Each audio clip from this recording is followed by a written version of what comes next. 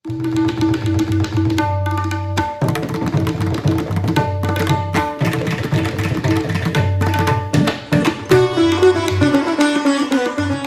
Swastiastu. Dalam sejarah Weda yang mencatat peristiwa-peristiwa hingga zaman yang amat lampau sekali, dikenal 10 awatara. Apabila Anda pernah menonton video-video Hindu Times sebelumnya, Anda akan mengetahui bahwa ternyata awatara jumlahnya sangat banyak. 10 awatara yang kita kenal secara umum adalah awatara yang tergolong sebagai Lila Awatara. Lila Awatara adalah wujud Tuhan yang turun ke alam material ini demi tujuan-tujuan spesifik. Misalnya untuk melindungi para penyembahnya secara khusus, menurunkan pengetahuan Weda di zaman tertentu, dan membinasakan para asura atau golongan penjahat yang berusaha merobohkan prinsip-prinsip dharma yang kekal. Turunnya awatara-awatara Tuhan sesungguhnya adalah peristiwa sejarah yang besar dan tercatat dalam sejarah alam semesta.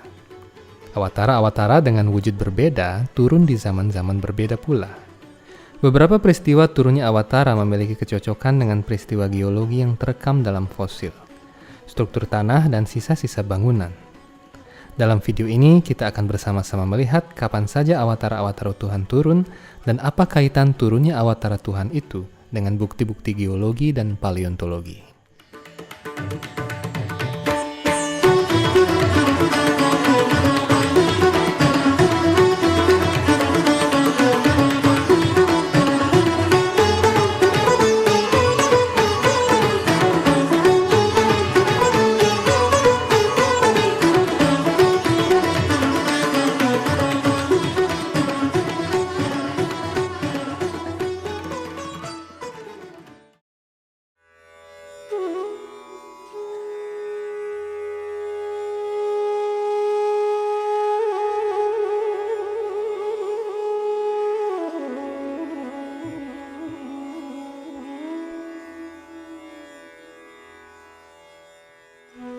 Pertama-tama mari kita membahas mengenai kapan Matsya Awatara turun.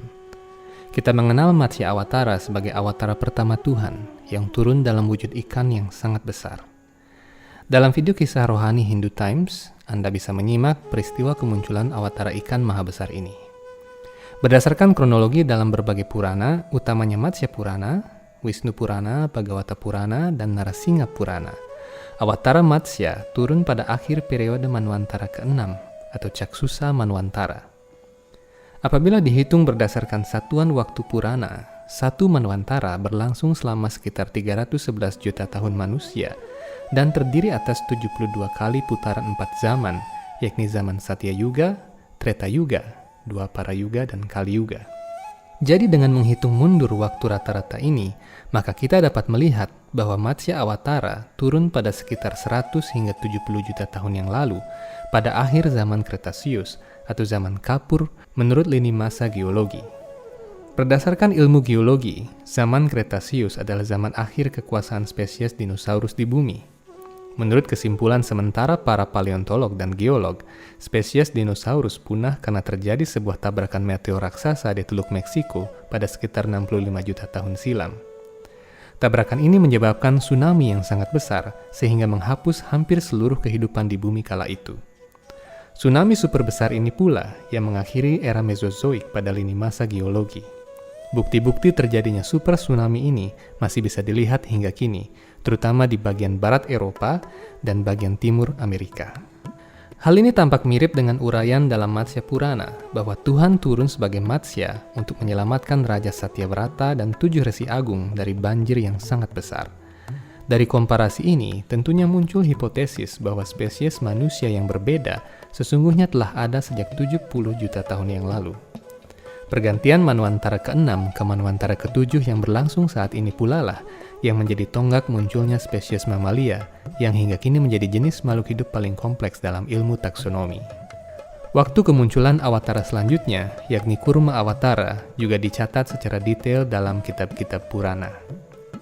Dinyatakan bahwa Kurma Awatara muncul pada pertengahan periode Manwantara ke-6 saat para dewa berperang dengan para asura di tepi jalur sungai Narmada. Tentunya Narmada yang dimaksud bukan sungai Narmada yang ada di India, apalagi di Lombok. Jalur Narmada yang dimaksud oleh kitab-kitab Purana sebagai medan perang itu adalah wilayah angkasa di dekat bintang Vega, di rasi bintang Lira. Jadi peperangan antara para dewa dengan Asura itu terjadi di luar angkasa, bukan di bumi. Menurut lini masa Purana, peristiwa ini terjadi sekitar 270 juta tahun yang lalu setelah kemunculan Awatara Narasinga. Di zaman ini pula, pada zaman yang hampir sama dengan peristiwa pengadukan lautan susu, spesies ular dan naga diciptakan oleh para Prajapati, khususnya Prajapati Kasyapa.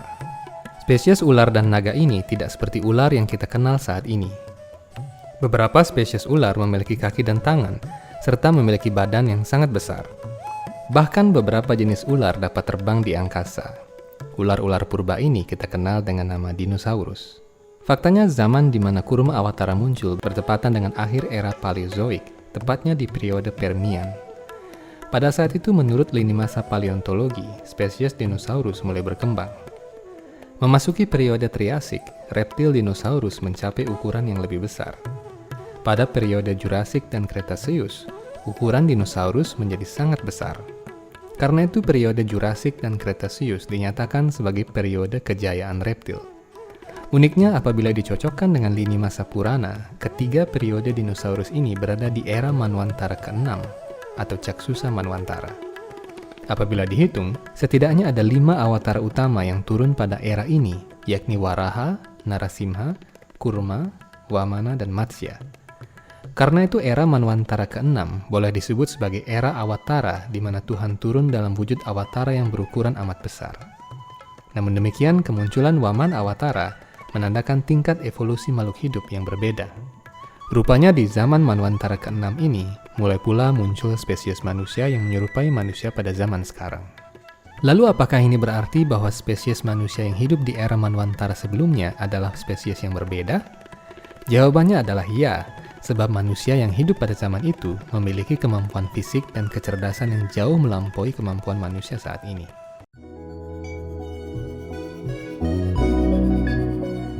Hindu Times Channel kini memiliki fitur Join Member. Dengan mengklik Join Member di bawah video ini, Anda mendapatkan fitur-fitur konten yang lebih eksklusif. Anda dapat memilih salah satu di antara 3 fitur member kami, yakni Kanista, Madhyama, dan Utama, sesuai kebutuhan Anda.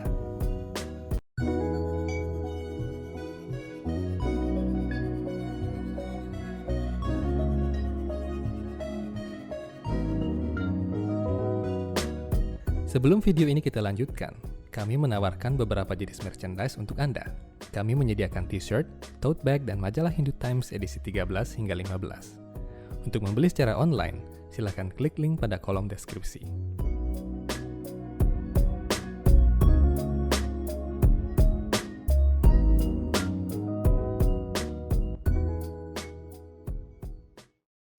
Leluhur manusia saat itu pun berbeda dengan leluhur manusia saat ini. Pada era Manu ke-6, manusia diturunkan dari Manu Caksusa dan Prajapati Daksa.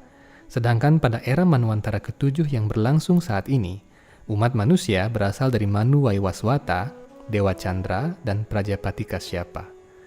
Mengenai hal ini, Anda dapat menonton kembali video-video eksklusif Hindu Times sebelumnya mengenai asal-usul manusia menurut Weda. Pembahasan mengenai kapan munculnya Waraha Awatara menjadi pembahasan yang menarik.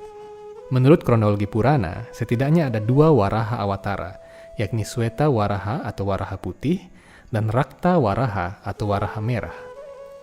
Sweta Waraha muncul di zaman yang sangat lampau, yakni pada awal Kalpa saat ini. Dihitung dengan kalkulasi tahun manusia, zaman ini jatuh pada sekitar 2.200.000.000 tahun yang lalu. Satu Kalpa adalah 12 jam di tempat Dewa Brahma, yang sama dengan 4 miliar tahun bumi. Dalam satu hari di tempat Dewa Brahma di sistem planet Satyaloka, satu hari terdiri atas 24 jam, dibagi menjadi 12 jam siang dan 12 jam malam, atau 2 kalpa. Jadi 24 jam bagi Dewa Brahma sama dengan kurang lebih 8 miliar tahun manusia. Apakah sekarang Anda sedang pusing memikirkannya? Begitulah kompleksnya satuan waktu Purana. Jika Anda berpikir bahwa pengetahuan Weda sangat sederhana dan primitif, maka itu adalah tanda bahwa literasi Anda perlu ditingkatkan. Jadi Waraha yang pertama, yaitu Sweta Waraha, muncul pada awal Kalpa yang kini tengah berlangsung.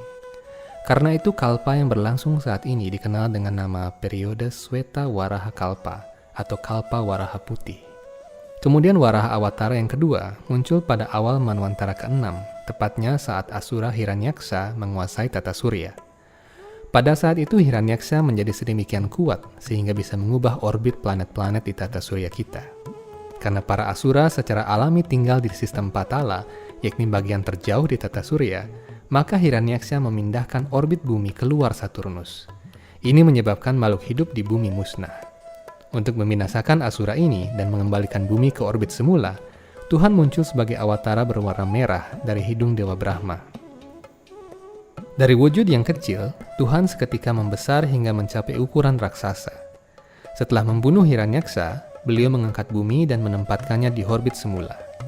Anda selalu bisa melihat arca Waraha Awatara sedang menopang bumi dalam wujud seorang dewi di ujung taringnya. Karena itulah, Waraha Awatara selalu dipuja oleh umat Hindu bersama-sama dengan Ibu Pertiwi atau bumi. Inilah keunikan Hindu. Walaupun Tuhan adalah yang paling tinggi dan yang paling patut disembah, beliau tidak dipuja seorang diri. Beliau senantiasa dipuja bersama kegiatan-kegiatan rohaninya yang sangat ajaib, rekan-rekan kekalnya, dan para penyembahnya yakni para dewa dan manusia yang saleh. Dari lini masa geologi dan paleontologi, turunnya Waraha Awatara yang pertama atau Sweta Waraha bertepatan dengan era Paleoproterozoik, saat konon bumi masih dalam tahap pendinginan. Sementara itu Waraha Awatara yang kedua, yakni Rakta Waraha, muncul pada pertengahan era Paleozoik, tepatnya sebelum zaman karbon. Zaman karbon menandai berkembangnya spesies makhluk hidup yang jauh lebih kompleks daripada zaman-zaman sebelumnya. Ini kemungkinan karena suhu bumi menghangat dan kadar oksigen mulai banyak. Sebagaimana kisah Waraha Awatara yang mengembalikan bumi ke orbit semula, ini bisa menjadi suatu pertanda bahwa suhu bumi pernah mengalami penurunan tajam karena suatu sebab sebelum zaman karbon. Barulah kemudian tatkala orbit bumi kembali, suhu bumi pun mulai menghangat. Turunnya awatara-awatara dari zaman ke zaman menandakan bahwa di tiap-tiap zaman terdapat prinsip-prinsip Weda yang diturunkan di kalangan para dewa, asura, dan manusia. Hanya saja spesies manusia pada saat itu berbeda-beda.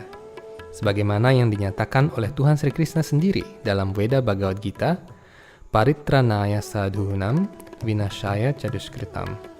Beliau sesungguhnya hanya turun demi menyelamatkan para penyembahnya dan membinasakan makhluk-makhluk yang ingin merusak pilar-pilar Dharma.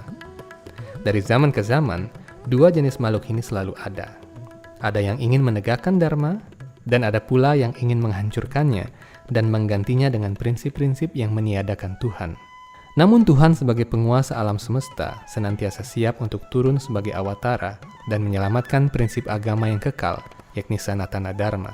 Prinsip-prinsip Sanatana Dharma yang kekal ini ada dalam pengetahuan Veda. Dengan kata lain, Tuhan sesungguhnya hanya turun untuk mengembalikan tegaknya pengetahuan Veda dari zaman ke zaman. Karena itu berbahagialah umat Hindu yang berlindung pada prinsip-prinsip Veda yang kekal, sebab Tuhan senantiasa menjaga Dharma ini. Semoga video ini bermanfaat untuk Anda dan meneguhkan keyakinan Anda di jalan Dharma yang terang. Dalam bagian kedua video ini, kita akan membahas secara geografi dan astronomi mengenai zaman-zaman di mana awatara selanjutnya muncul, yakni Sri Rama Awatara. Benarkah Rama Awatara turun 10.000 tahun yang lalu, atau malah lebih tua daripada itu? Nantikan bagian kedua video ini hanya di Hindu Times Channel. Om Santi Santi Santi Om.